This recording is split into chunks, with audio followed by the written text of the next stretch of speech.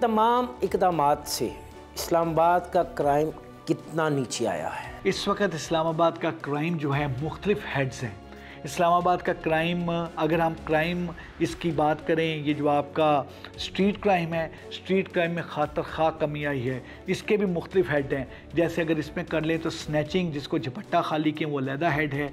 जो आपका 392 जिसमें आपकी कोई विद यूज ऑफ गन वो करते हैं, वो अलहदा है। फिर आपके 395 मगिंग है, वो अलहदा है। जैसे मगिंग बहुत ज़्यादा थी किसी दौर में 23 में, वो हमने बिल्कुल उसको कम कर दिया। हम इन टोटो करें तो ये 39% तक कम हो जाता है। लेकिन अगर हेडवाइज देखें, किसी में 22% कम है, किसी में 41 कम है, किसी में 27 कम है, किसी में 29 कम है, किसी में 31 कम है। हमने परसेंटेज के मुताबिक उसमें तमाम का तमाम किया है। एक चीज़ बड़ी ज़रूरी है, इसमें प्रिवेंशन के साथ कमी में दो चीज़ें बड़ी ज़रूरी हैं। एक detection, what is the rate of detection. अगर आपका क्राइम जो है पहले 62 था और अब आपका क्राइम आपने कम करके उसको आपने 31 पे ले आए हैं, तो 31 तो क्राइम हुआ है ना। उस 31 को ढूंढने के लिए क्या किया, this is very important. Crime against property में हमारी जो डिटेक्शन परसेंटेज है, मैं क्राइम अगेंस्ट प्रॉपर्टी फिर सिर्फ स्नैचिंग की बात कर रहा हूँ, दैट इज़ 59%, जो कि हमारी स्नैचिंग है, रॉबरी जो 59%, और जो झपट्टा और जो वो करते हैं वो हमारी जो है वो 63% है। सो ये जो हमारी एक परसेंटेज है क्राइम अगेंस्ट प्रॉपर्टी की, वो बहुत हमारी एक कंसिडरेबली बेहतर परसेंटेज है।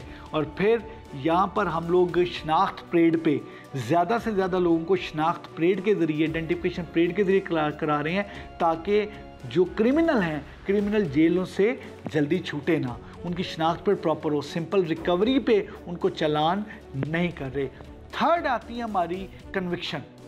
This is very important. इसकी रेशो क्या है? हमारी जो कन्विक्शन रेट है, उसमें कन्विक्शन पे हम लोग बड़ा, हमारे पास कन्विक्शन में हमारे पास है असल में सिर्फ अच्छी तफ्तीश, हमारे पास है तफ्तीश के सारे क्राइटेरियाज, हमारे पास है तफ्तीश के सारे प्री रिक्विजिट, लाइक मिसल ठीक लिखी हो, आपने रिकवरी ठीक की हो, आपने शनाख्त परेड कराई हो, आपने अच्छे तरीके से आपके बाकी तमाम जितने भी हैं आपने उसके जो लवाजमात हैं वो पूरे किए हो, और फिर आपने उसको आगे चालान बना के आगे आपने सेंट अप टू कोर्ट किया हो।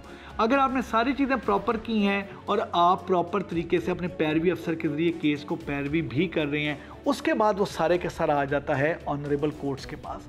ऑनरेबल कोर्ट्स उसमें क्या उनमें एग्जैक्टली करते हैं, उनका वो किस तरीके से केस को लेते हैं, आया वो जो एविडेंस है, क्योंकि हमारे की होती है तफ्तीश जो है, that is basically collection of evidence based on आपकी एक ओपिनियन।